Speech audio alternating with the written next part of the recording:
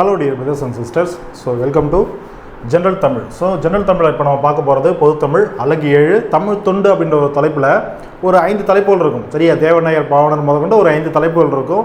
அதில் அகர முதலை மட்டும் நம்ம விட்டுருப்போம். சரியா, நிறைய பேர் அகர முதலை கேட்டிருக்கீங்க அப்படின்றதுனால இந்த வீடியோ போகிறேன். அகர முதலைலாம் ஒன்றும் கிடையாதுமா, சொல்லும் பொருள் முக்கிய கிட்டத்தட்ட அதுதான். புரியுதா? ஸோ அதே வந்து பார்த்தீங்கன்னா தமிழ் படுத்துதல், அதாவது தமிழ் சொல் அதுக்கான சொல் தமிழ் பொருள். புரியுதா? ஸோ இதுதான் வந்து பார்த்தீங்கன்னா அகர முதலி அப்படின்னு சொல்லுவோம். ஸோ அகராதி அதில் வந்து தான் அகர முதலி அப்படின்னு சொல்லுவோம். அகராதின்றது முழுக்க ஒரு தமிழ் சொல் அப்படின்னு கேட்டால் கிடையாது. புரியுதா? ஸோ அதனால தான் அகராதிலேருந்து அகர முதலி அப்படின்றது பயன்படுத்துகிறாங்க. புரியுதா? அப்போ அகராதி அப்படின்னாலும் அகர முதலி அப்படின்னாலும் எல்லாம் ஒன்று தான். ஆனால் தூய தமிழ் சொல் அப்படின்னு பார்க்கும்போது அகர முதலி அப்படின்றது தான். ஸோ அப்போ இதை பேஸ் பண்ணி என்ன எக்ஸாம் மெட்டர்லாம் என்னெல்லாம் கொஷின் கேட்கலாம், ஸோ இதை பற்றி ஒரு பேசிக் இன்ஃபர்மேஷன் நம்ம தெரிஞ்சுங்க இல்லையா, அதனால் பார்த்துருவோம். ஸோ ஓகே, ஸோ இப்போ அகர முதலியை நம்ம தெரிஞ்சுக்கணும், நிறைய படிக்கணும் அப்படின்னா ஏகப்பட்ட புத்தகங்கள் இருக்குது. புரியுதா? ஏகப்பட்ட ஆசிரியர்களுடைய புத்தகங்கள் இருக்குது. அது எல்லாத்தையும் நம்ம படித்து முடிக்கணும்னா நம்ம இங்கே ரிசர்ச் பண்ண வரல. புரியுதா? குறிப்பாக சொல்ல போனால் இப்போ நம்ம எக்ஸாம் ப்ரிப்பேர் பண்ணுறோம். ஒரு குரூப் 4க்கோ குரூப் 2க்கோ குரூப் 1க்கோ நம்ம ப்ரிப்பேர் பண்ணும்போது ஃபுல் அண்ட் ஃபுல் ஒரே சப்ஜெக்டில் போய் உட்காந்து ரிசர்ச் பண்ண வேண்டியது நம்மளுடைய வேலை கிடையாது. புரியுதா? உங்களுடைய வேலையும் கிடையாது. உங்களுடைய வேலை என்னென்னா சிலபஸ் படி என்ன இருக்கோ அந்த கண்டென்ட்டை படிச்சுட்டு என்னது புரிஞ்சு படிச்சுக்கிட்டு அதை லைஃப் லாங் யூஸ் ஆகிற மாதிரியும் நீங்கள் வச்சுக்கிட்டு இப்போ எக்ஸாம் அட்டன் பண்ணணும், கிராக் பண்ணிவிட்டு ஒரு போஸ்டிங் வாங்கிட்டு போகணும். புரியுதா?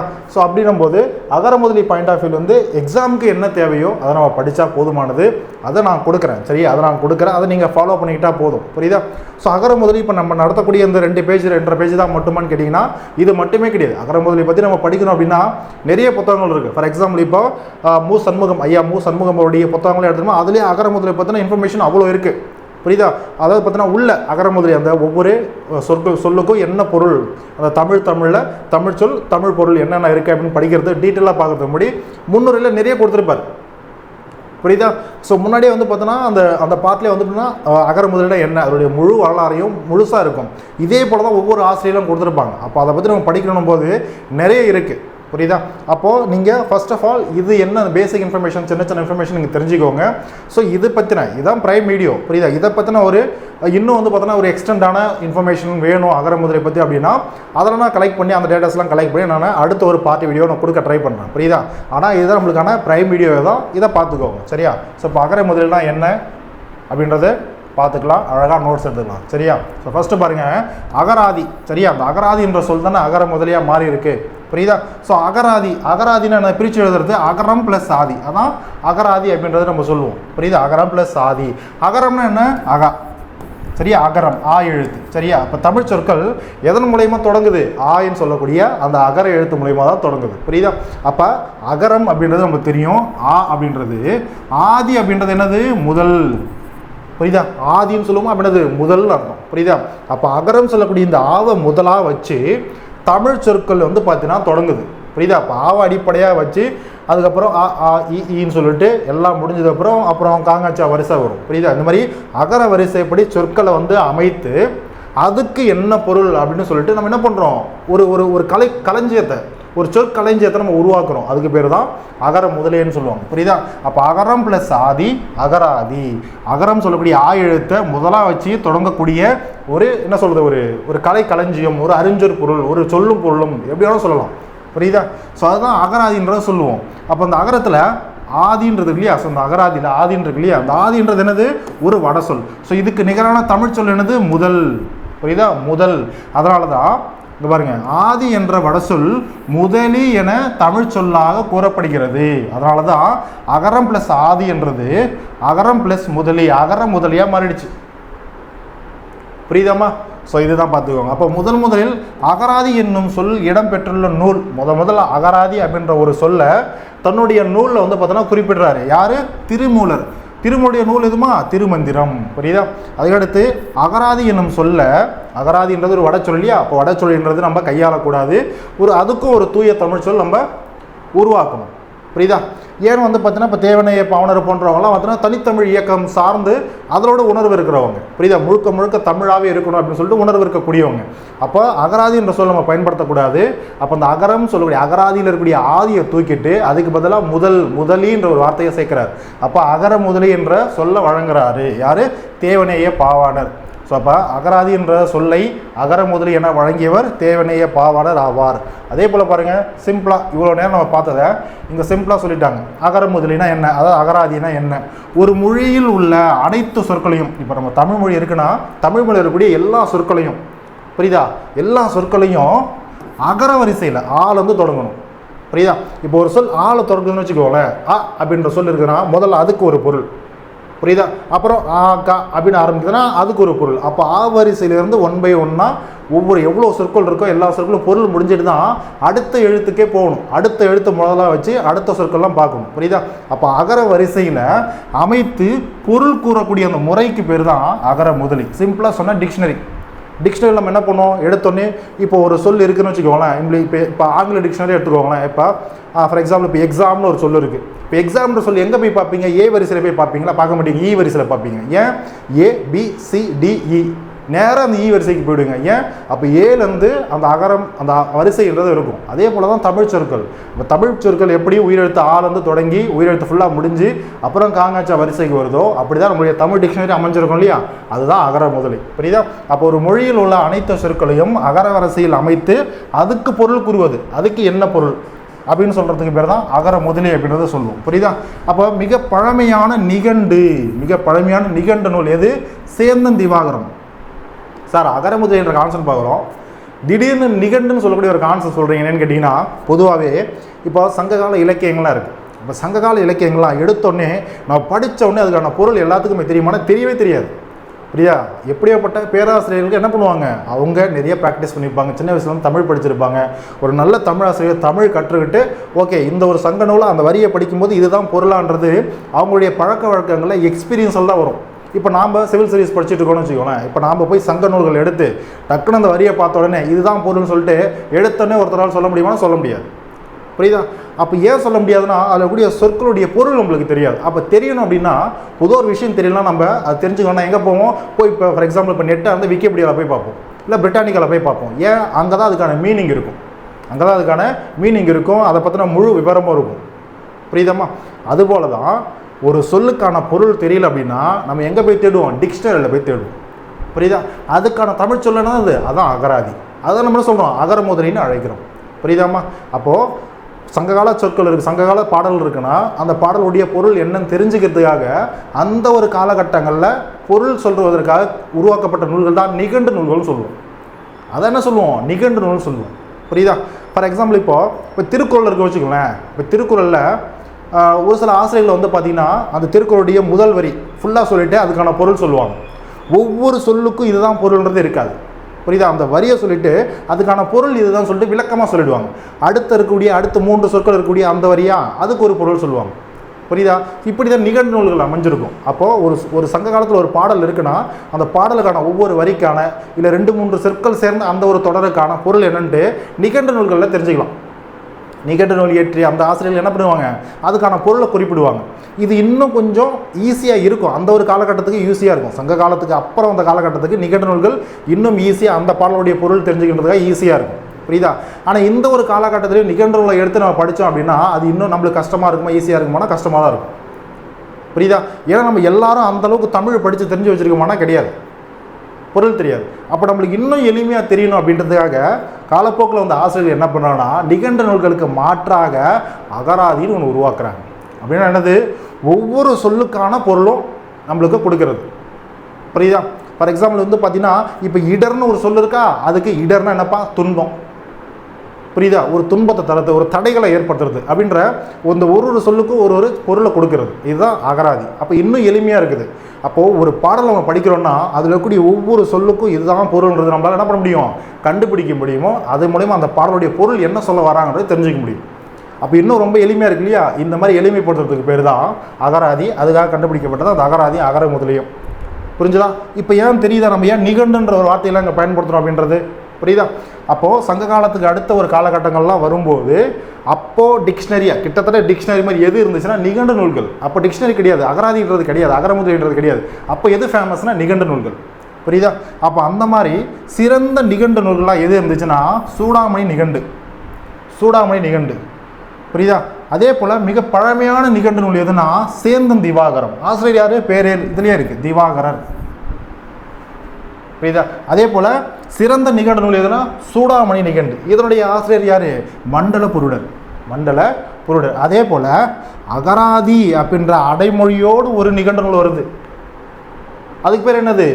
அகராதி நிகண்டு. அவ்வளோதான்.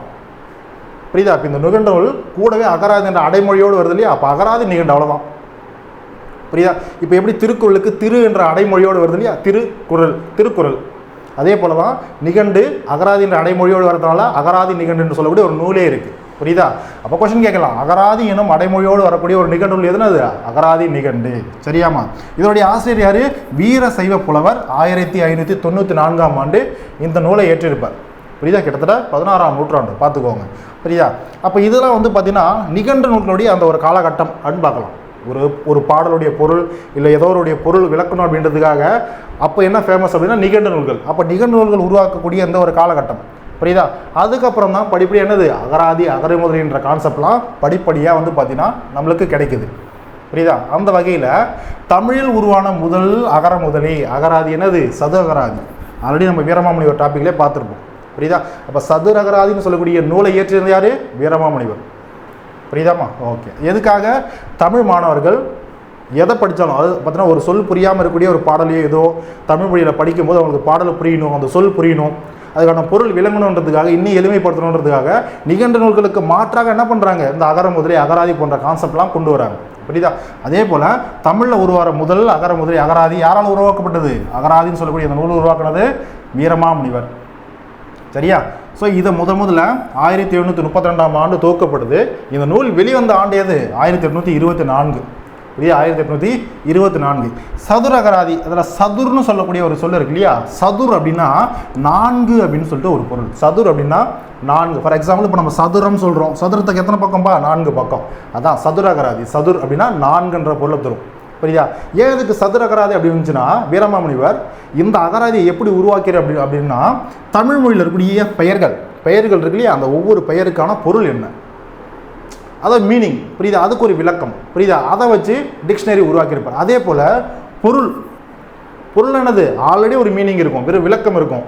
அந்த விளக்கத்துக்கு இன்னும் வேறு என்னென்னலாம் இருக்குது, அதுக்கு வேறு என்னென்னலாம் பொருள் இருக்குது, அதன் அடிப்படையிலையும் அந்த ஒரு டிக்ஷனரின்றது இருக்கும். அதே போல் இப்போ தொகை சார்ந்த அந்த சொற்கள்லாம் இருக்குது இல்லையா? அதுக்கு என்னென்ன நிறைய பொருட்கள்லாம் இருக்குது, அதுக்கு என்னென்ன மீனிங்கில் என்ன நிறைய இருக்குது அதை படுத்துது. அதுக்கடுத்து தொடைப்படுத்துது. இப்போ எதுகை மோனை ஏய்புன்னு சொல்கிறோம் இல்லையா? அப்படின்னானது முதல் சொல் இரண்டாவது சொல் எப்படி இருக்கணும், சரி இரண்டாவது எழுத்து எப்படி இருக்கணும், முதல் எழுத்து எப்படி இருக்கணும்னு சொல்லிட்டு அகர வரிசைப்படுத்துறதுக்காக இந்த தொடையின் அடிப்படையிலையும் இந்த டிக்ஷனரின்றது அமைஞ்சிருக்கும். அப்போது இந்த சதுர அகராதின்னு சொல்லக்கூடிய இந்த ஒரு அகராதி, இந்த ஒரு டிக்ஷனரி அப்படின்றது அகர முதலின்றது வீரமாமுனிவரால் இயற்றப்பட்டாலும் பேர்லேயே சதுர அகராதி. அப்போ 4 பெயர் பொருள் தொகை தொடை இதை 4 அடிப்படையில் இந்த ஒரு அகராதியை உருவாக்கியிருப்பார். அதனால தான் அதுக்கு சதுர அகராதி அப்படின்ற ஒரு பெயர். சரியா? ஸோ இந்த அகராதியை நல்லா பார்த்துக்கோங்க. இவர் இந்த அகராதி அகரமுதலை உருவாக்குறது, டிக்ஷனரி உருவாக்குறது லத்தீன் மொழி டு தமிழ் மொழியிலேருந்து லத்தீன் மொழி இப்படி டிக்ஷனரி உருவாக்கியிருப்பார். அதே போல் ஃப்ரெஞ்சிலேருந்து தமிழுக்கும் தமிழ்லேருந்து ஃப்ரெஞ்சுக்கும் அகராதி உருவாக்கியிருப்பார்.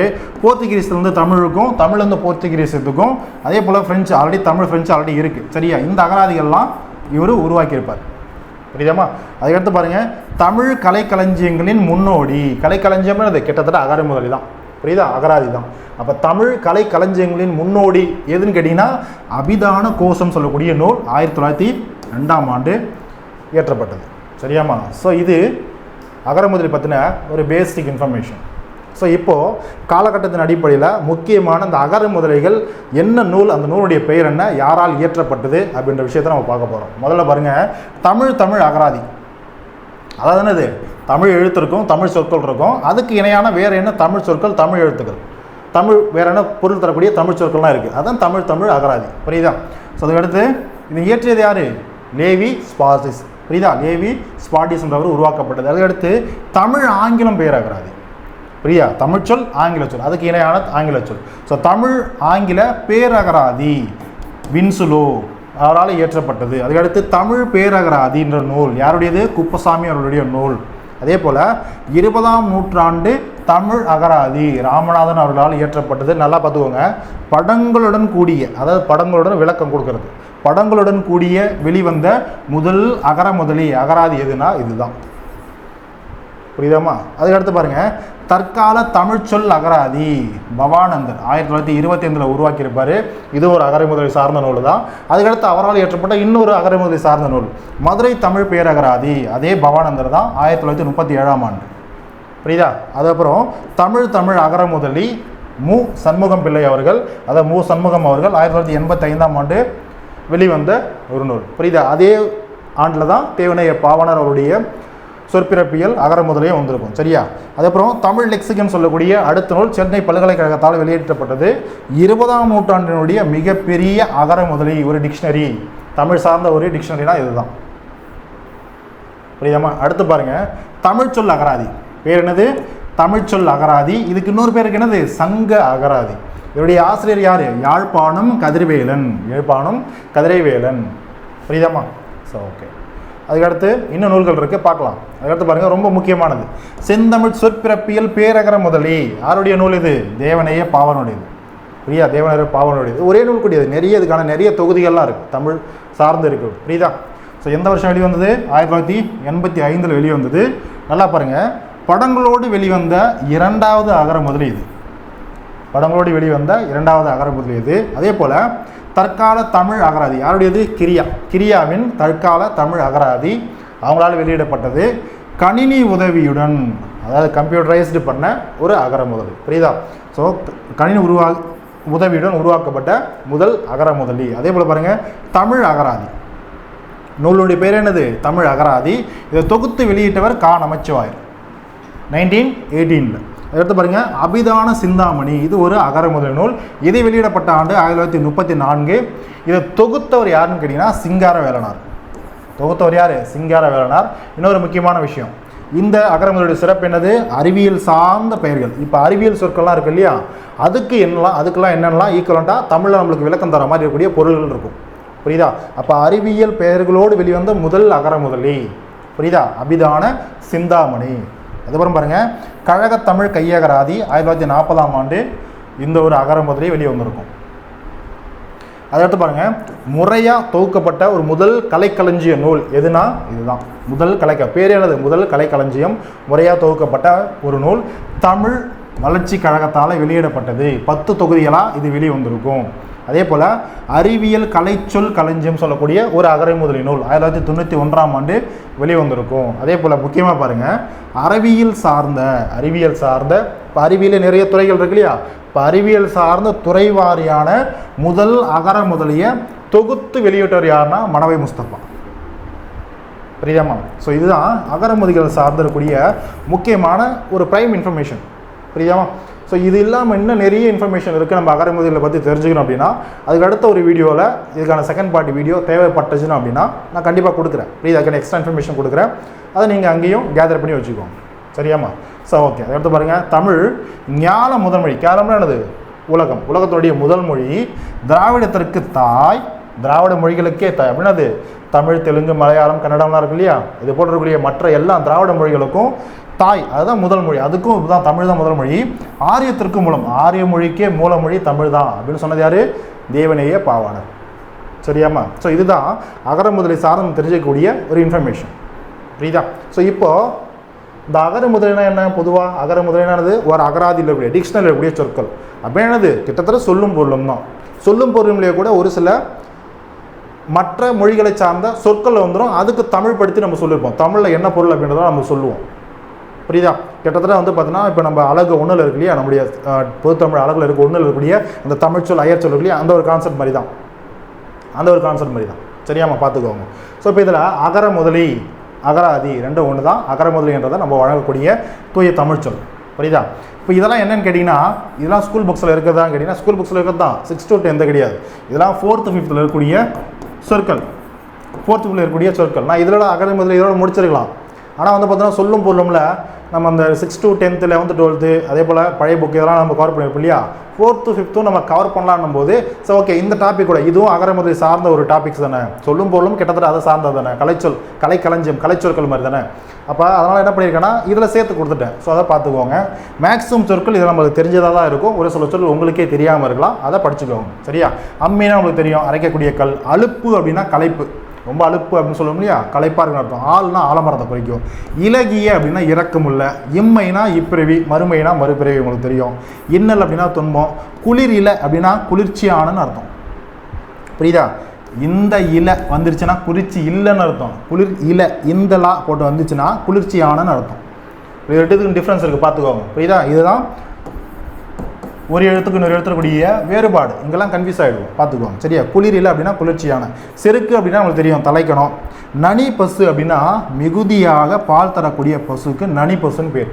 இதெல்லாம் 4th ஸ்டாண்டர்ட் 5th ஸ்டாண்டர்டில் இருக்கக்கூடிய பசங்களுக்கு கொடுத்துருக்கிறது. புறவினா குதிரை நம்மளுக்கு தெரியும். மகரம்னா மீன், மகரம்னா மீன். முற்றல் அப்படின்னா முற்றிய காய். இதெல்லாம் ஈஸி தான், இருந்தாலும் தெரிஞ்சிக்க வேண்டியது நம்மளுடைய கடமை. அனுமதினா நம்மளுக்கு தெரியலையா, அனுமதின்றது தூய தமிழ் சொல்லுன்னு பார்க்கும்போது என்னது, இசைவு. இப்போ அனுமதி கடிதம், இசைவு கடிதம் படிக்கிறோம் இல்லையா, அதுதான். ஆயுதம்னா கருவின்னு சொல்லணும். உகந்த, ஏற்ற. கெட்டில் அப்படின்னா நீர் கொதிக்க வைக்கும் கலன். நீரை கொதிக்க வைக்கக்கூடிய ஒரு கலன், ஒரு பாத்திரம், அதுக்கு பேர் தான் கெட்டில் அப்படின்ற ஒரு பொருள். அதை எடுத்து பாருங்கள். சாதனை அப்படின்னா என்னது, வெற்றி. சாதாரணம் சொல்கிறோம், எளியன்னு அர்த்தம். செல்வந்தர், பணக்காரர். சரியா? தாளாண்மை அப்படின்னா முயற்சி. பாருங்கள், தாளாண்மை அப்படின்னா முயற்சி. மைதானம்னா திடல். வாளாண்மை அப்படின்னா வாளை கையாளும் திறமை, அதான் வாளாண்மை. வாளாண்மை, வாளை கையாளக்கூடிய ஒரு திறமை, அதான் வாளாண்மை. அநியாயம் அப்படின்னது நேர்மையின்மை. ஆணை அப்படின்னா கட்டளை. இரவல் அப்படின்னா கடன். ஊழ்வினை அப்படின்னா விதி. ஊழ்வினை அப்படின்னா நீ செய்த வினை, அதான் விதி, உன்னுடைய விதியை தீர்மானிக்கும், அதான் விதின்னு வச்சுக்கோங்க. சன்மானம் அப்படின்னா வெகுமதி. தண்டித்தல் அப்படின்னா ஒருத்தல். தண்டித்தல் அப்படின்னா ஒருத்தல். சரியா? அதுக்கடுத்து தண்டோரா, முரசு அறைதல். ஊர்லனா ஏதோ ஒரு விசேஷம் அப்படின்னா ஒரு இன்ஃபர்மேஷன் சொல்கிறதுக்கு தண்டோரா போடுவாங்க இல்லையா, அதான் முரசு அறைதல். சரியா? ட்ரம் வச்சுக்கிட்டு அடிப்பாங்க. மாண்பு அப்படின்னா பெருமை. விண் அமுதம் அப்படின்னா மழை.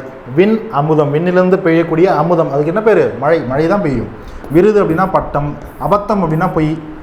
அற்புதம்னா புதுமை, வியப்பு. ஆமோதி அப்படின்னா உடன்படு. இயைந்து, பொருந்தி. புரியுதா? அதுக்கடுத்து ரசிகர் அப்படின்னா சுவைங்கன்னு சொல்லக்கூடிய ஒரு பொருள் இருக்குது. ராகம் அப்படின்னா இன்னிசை. உற்சாகம் அப்படின்னா மகிழ்ச்சி, ஊக்கம். கிரீடம் அப்படின்னா மணிமுடி. சிந்தை அப்படின்னா மனம். சுகம் அப்படின்னா நலம், இன்பம் சொல்லக்கூடிய பொருள் தரக்கூடியது. வேறு என்ன இருக்குது, என்ன இருக்கா? ஓகே, இருக்குது இன்னும். புத்திசாலித்தனம், அருள் கூர்மை நம்மளுக்கு தெரியும். லேசாக, மெதுவாக. வம்பு, வீண் பேச்சு. விசேஷம், சிறப்பு. வெட்கம், நாணம். அழல் கதிர், நல்லா பாருங்கள், அழல் கதிர். பகலில் வரக்கூடிய கதிர், அதான் அழல் கதிர். பகலில் வரக்கூடிய கதிர் யாருடையது, கதிரவனுடையது. புரியுதா? அப்புறம் பாருங்கள், ஆற்றோனா அப்படின்னா தாங்க முடியாத. ஆற்றோனா அப்படின்னா தாங்க முடியாத. காவாக்கல் அப்படின்னா காக்கா விட்டால். ஏகாப்பராயணும், அதை நம்ம பார்க்கணும் இல்லையா, அந்த ஒரு குரல். சரியா? அதுக்கப்புறம் பாருங்கள், சவாரி அப்படின்னா பயணம். சவாரி செய்கிறது, பயணம் செய்கிறது. அதோடு பாருங்கள், சவாரி பயணமா. சோகாப்பர், சோகாப்பர் சொல்லி வைக்கப்பட்டு. ஓகேவா? சோகாப்பர் அப்படின்னா துன்பப்படுவர். சோகாப்பர் சொல்லி வைக்கப்பட்டுன்னு படிச்சிருப்போம். தன்னின் அப்படின்னா தன்னின் கதிர். தன்னின் கதிர் அப்படின்னா நிலவனுடைய கதிர், அப்படின்னா நிலவனுடைய ஒளி, அதான் நில ஒளி. சரியா? அதுக்கடுத்து பொறாமை அப்படின்னா காழ்ப்பு. பொறாமையாக இருக்குடா அப்படின்னு சொல்லுவோமா, காழ்ப்புணர்ச்சின்னு சொல்லுவோம். அப்போ காழ்ப்புணர்ச்சி. அண்ணல் அப்படின்னா கருணை உடையவர்னு அர்த்தம். அண்ணல் அப்படின்னா கருணை உடைய. ஆவினா உயிர். ஓலை கொட்டான் அப்படின்னா ஓலையால் செய்யப்பட்டிய கூடை. ஓலை கொட்டான் அப்படின்னா ஓலை இருக்கு இல்லையா, அந்த பனை ஓலை, தென்னை ஓலை, அந்த ஓலையால் செய்யப்பட்ட கூடைங்களுக்கு பேர் தான் ஓலை கொட்டான் அப்படின்ற ஒரு பொருள் இருக்குது. அதுக்கப்புறம் பாருங்க, சேதாரம் அப்படின்னா வீணா வருது. தையலர் அப்படின்னா பெண்கள். தையலர் அப்படின்னா பெண்கள். முளைப்பாரி அப்படின்னா தானிய, அது நவதானியங்கள் இருக்கு இல்லையா, 9 தானியங்கள். அந்த நவதானியங்களை முளைத்து சிறிது வளர்ந்ததுக்கப்புறம் நிறைந்திருக்கக்கூடிய மட்பாண்டம், அதான் முளைப்பாரி. அதுக்கப்புறம் பொதினா மூட்டை, நமக்கு தெரியும். மூட்டை, மூடை எப்படி வேணால் சொல்லலாம், ரெண்டும் ஒன்று தான். அதுக்கடுத்து வேலைனா நேரம். நல்ல வேலைடா அப்படின்னு சொல்லுவோம், நல்ல நேரம்டா அப்படின்னு சொல்லுவோம். புரியுதா? வேலைக்கு பார்த்துக்கோங்க, நேரம். இன்னொரு லே இருக்கு இல்லையா, அது பணி, பார்த்துக்கோங்க. நிபந்தனைனா கட்டளை. மௌனம்னா அமைதி. விதவிதமான அப்படின்னா வகை வகையான. ஆதினா முதல், இப்போ தான் அகர முதலே நம்ம பார்த்துட்ருக்கோம். இல்லம்னா வீடு. இறைனா உணவு, நம்மளுக்கு தெரியும். கேளிர்னா உறவினர். யாதும் ஊரே யாவரும் கேளிர், படிச்சிருப்போம். தகவல்னா செய்தி. பொழியும் அப்படின்னா பெய்யும், மழை பெய்யுறது. மழை பொழியும், மழை பெய்யும், எல்லாம் ஒன்று தான். சரியா? செம்மைனா சிறப்பு. ஸோ இதெல்லாம் முக்கியமான ஒரு சில நம்மளுக்கு அடி தெரிஞ்சிருக்கக்கூடிய சொற்கள் தான். 1-2 உங்களுக்கு தெரியாமல் இருந்திருக்கலாம். ஸோ இது மூலமா நம்ம தெரிஞ்சுக்கிட்டோம். சரியாமா? ஸோ இதுதான் அகர முதலி சார்ந்திருக்கக்கூடிய எக்ஸாம் பாயிண்ட் ஆஃப் இருக்கக்கூடிய இன்ஃபர்மேஷன். ஸோ அழகாக நோட் பண்ணிக்கோங்க. கண்டிப்பாக அந்த கிளாஸ் உங்களுக்கு யூஸ்ஃபுல்லாக இருக்கும் நம்புறேன். யூஸ்ஃபுல்லாக இருந்ததுன்னா ஒரு தம்ஸ் அப் பண்ணி லைக் பண்ணுங்கள். சரியா? மறுபடியும் நம்ம அடுத்த ஒரு கிளாஸில் அடுத்த ஒரு பொது தமிழையோ பொது அறிவிலையோ நம்ம மீட் பண்ணலாம். So thank you.